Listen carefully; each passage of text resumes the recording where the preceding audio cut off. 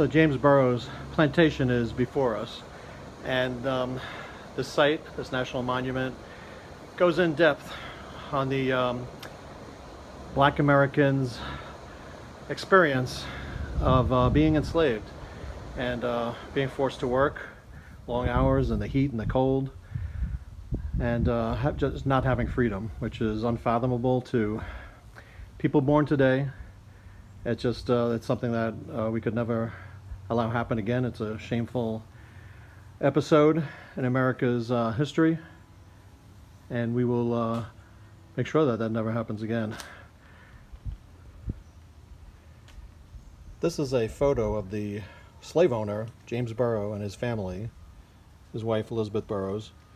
They had 14 children. 7 of them lived in this, what is called the Big House. Booker T. Washington lived just 15 feet away from here. We're going to tour the grounds and view these sites. On James Burrows' farm, tobacco was the only cash crop. That was to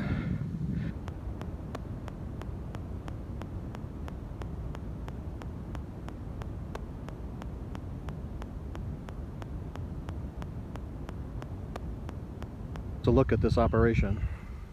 So Booker T. Washington, his mother Jane, and his older brother John Henry, and his younger sister Amanda, Aunt Sophia, Uncle Monroe, and cousin Sally were freed here in 1865. Before us is the James Burrows farmstead,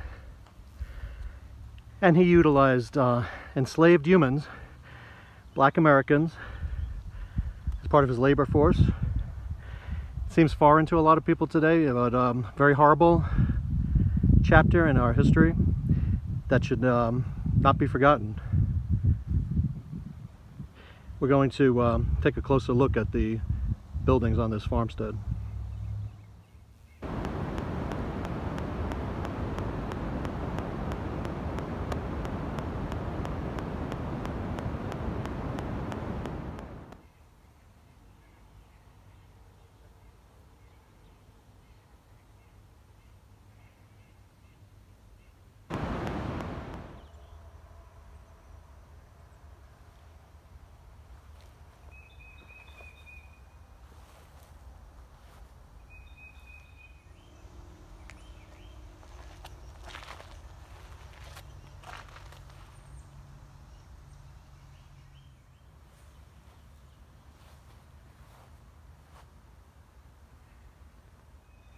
This is the kitchen cabin where Booker T. Washington was born and lived during his early years. He was born into slavery, and he lived here until 1865, when the entire population of slaves became freed at the end of the Civil War.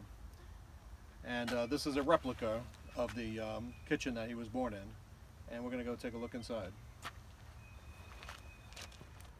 Okay, we're going to go inside of the cabin. And this is the interior of the kitchen cabin where Booker T. Washington was born in 1856 into slavery and was later freed in 1865, the end of the Civil War. I'll take a look at this. This door. Okay, and this looks like where they would keep roots and vegetables, keep them cold.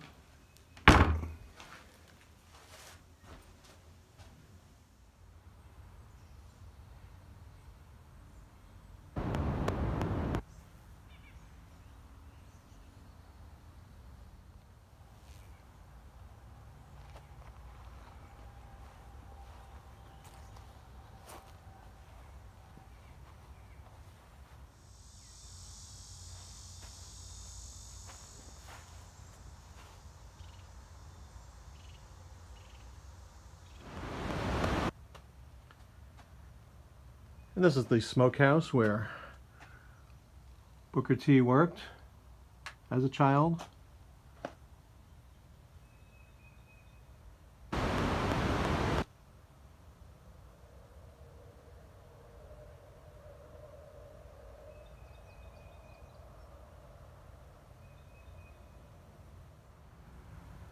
This is the Farmhouse foundation of slave owner James Burrows' home.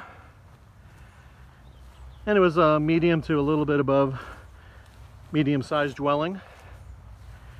And of course Burrows was the slave owner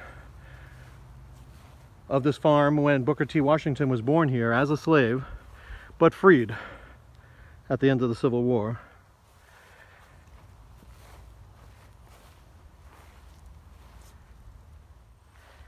These are the foundations of a slave cabin that existed at the time of Booker T. Washington's tenure as a slave on this farm. And the ringing of the bell.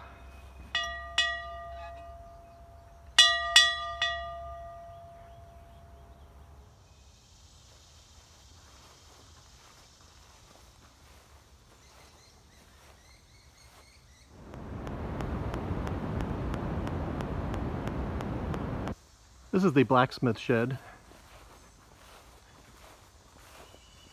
and this is where the iron farm implements would have been built and repaired.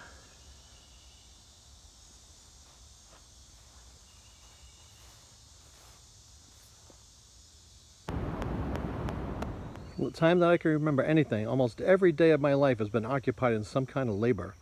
I was occupied most of the time in cleaning the yards, carrying water to the men in the fields, or going to the mill. Booker T.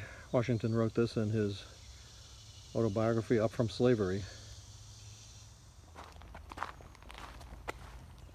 We'll take a short walk across the creek to the tobacco barn.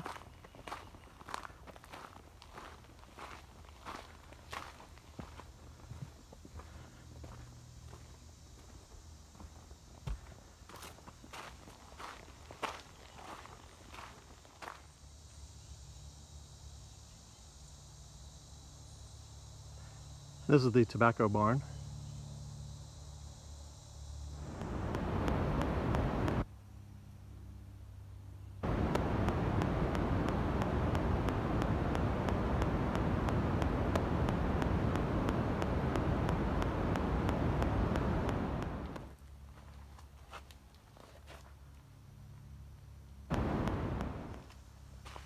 We're going to take a look inside the tobacco barn.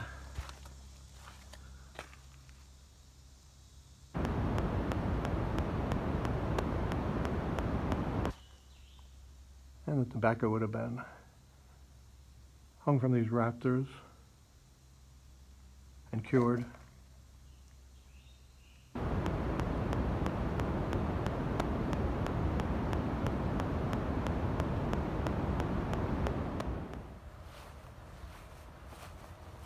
This is what is known as the Heirloom Garden.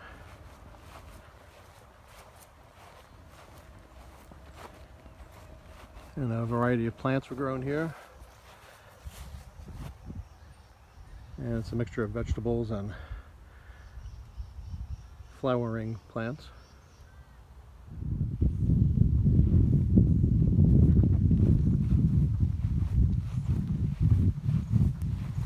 This is the duck lot. And it's where the farm's ducks were stored. Housed.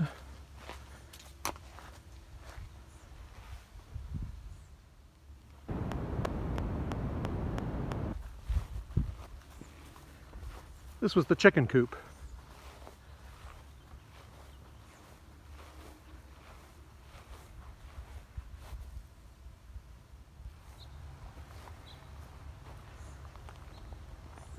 This served as the hog pen. And they actually have some hogs in residence at the moment. Would have been a source of food for the family, the overseers, and the slaves.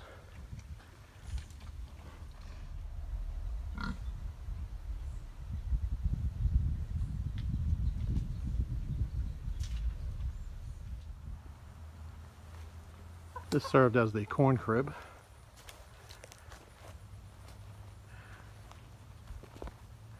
At the current moment, there are a few chickens residing. at the base. This is the horse stable.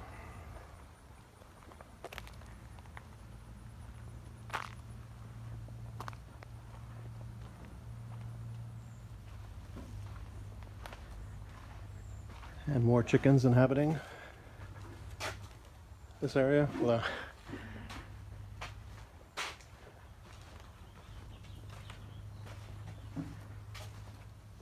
this would have been one of the stalls where the horses stayed and ate.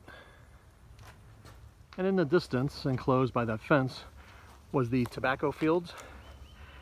And that was worked by slave labor, very hard, horrific work. And Booker T. Washington's fellow slaves were involved in that harsh environment. This is the Booker T. Washington National Monument Visitor Center. We're going to go inside and visit the museum. This is a bust dedicated to Booker T. Washington. A race, like an individual, lifts itself up by lifting others up.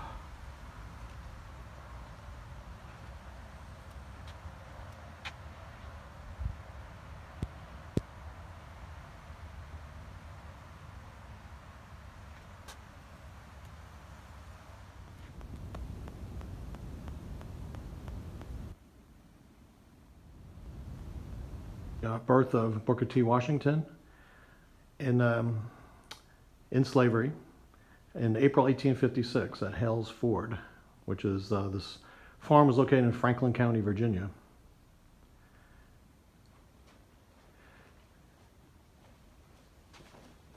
And some of the displays.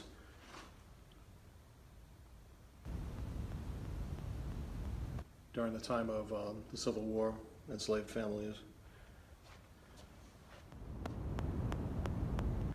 Shows graphically just the horrid treatment that black slaves endured during the slavery.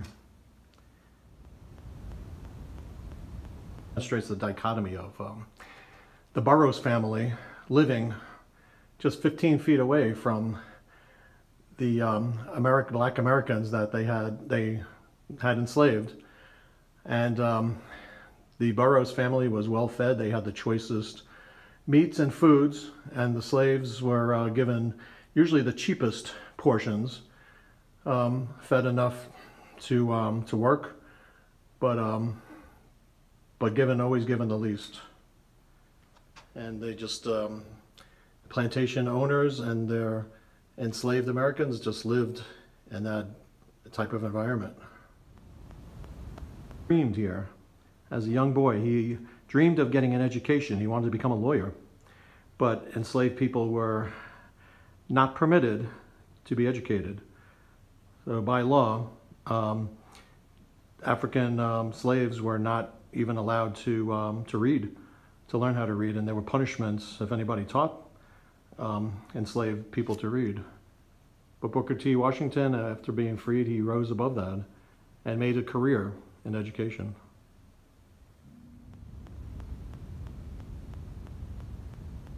Tobacco utensils. One was the tobacco knife on the top, and then below that are tobacco twists that were made from cured tobacco leaves. Of a corn bag.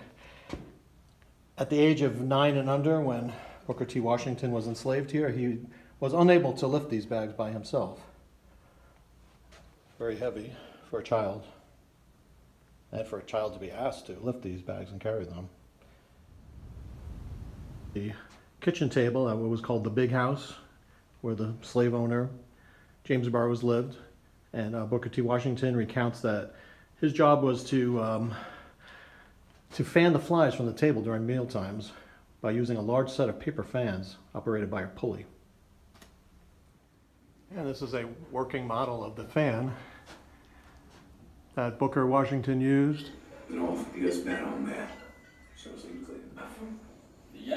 pulling a pulley. So what's there left to talk about? I'm ready. freed schools were opened up for ex-slaves to learn, especially the children. And Booker T. Washington took a keen interest in that. And in fact, he did open the Tuskegee Institute, the Tuskegee Normal School, in 1881, and became one of America's great educators. Worked very hard to bring about equality through academics as well as agriculture.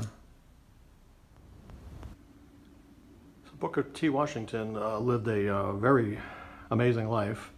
Was very successful and well regarded in terms of being an African American educator, leader, writer, and orator.